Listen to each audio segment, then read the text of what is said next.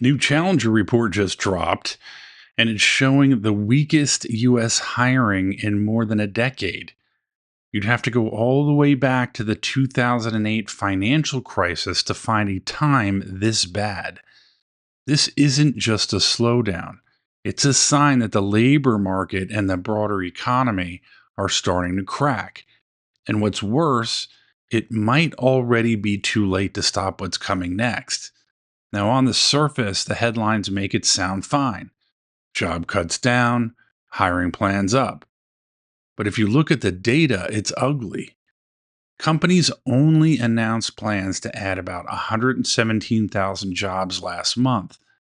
That's down 71% from last year. It's the weakest September for hiring since 2011. And even seasonal hiring, the kind of work people rely on for the holidays, is way down. That is a bad sign. It means companies expect weaker demand, so they're not staffing up. They already have enough workers. They know sales are slowing, and they're bracing for a rough holiday season. From January through September, companies only planned to add around 205 jobs total.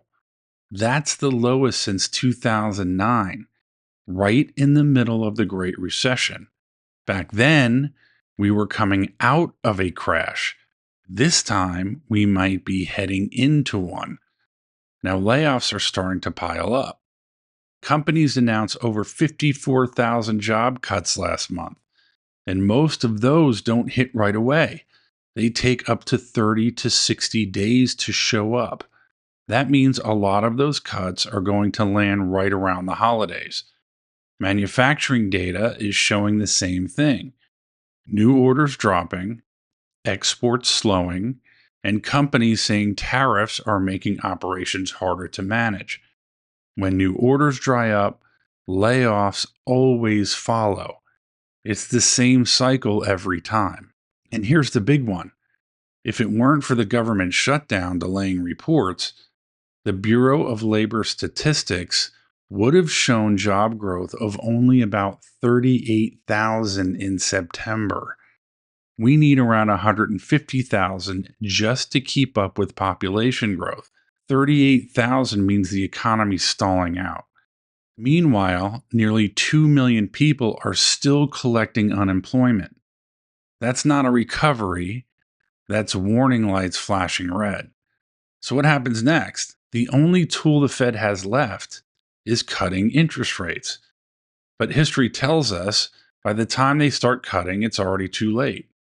It happened in the 1980s. It happened before the dot-com crash. It happened in 2008. Every time job growth falls to zero, the Fed cuts rates. And then the recession hits. We're right there again. This year alone, companies have announced nearly 1 million job cuts, the most since 2020. And this was supposed to be the rebound year. But the rebound never came. Businesses staffed up expecting the economy to bounce back, and it didn't. Now they're cutting again. Meanwhile, consumers are getting squeezed from every direction. Inflation has eaten away paychecks. Credit cards are maxed out. Student loan payments are restarting. And now hours are being cut back. That's not sustainable. And before I go further, if you want to learn how to protect yourself and actually grow during times like this, go to DennisHendrickson.com. Link is in the description. It's completely free. You'll find lessons, strategies, and step-by-step training on how to buy commercial property, create cash flow, and understand why real assets perform when everything else is falling apart. Think of it like a free university for learning how to invest in commercial real estate, how to find deals, how to analyze them, and how to get started even if you've never done it before. So that's DennisHendrickson.com. It's totally free to join.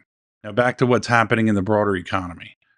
The government could soon furlough up to 750,000 federal employees.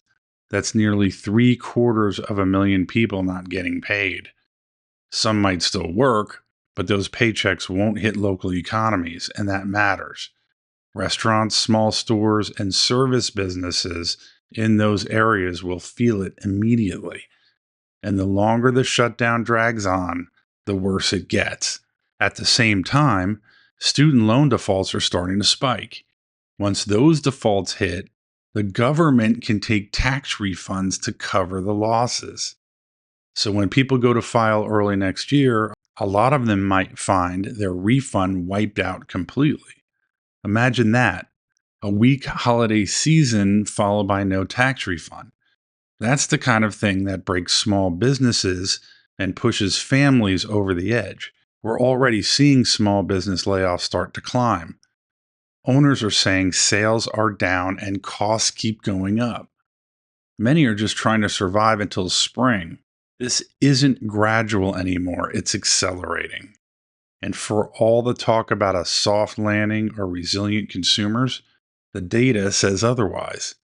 Hiring's down, layoffs are up, debt is rising, and optimism is fading fast. So, what do you do about it? You prepare. You learn how to position yourself on the right side of what's coming. Because every downturn brings opportunity, but only for people who understand where to look. And that's exactly why I built DennisHendrickson.com. If you want to learn how to invest in commercial property, how to understand income producing assets, and how to use real estate to protect yourself from inflation and volatility, this is where you start. It's free to join, free to learn, and it's built for people who want to take control of their future instead of waiting for the next crash to decide it for them.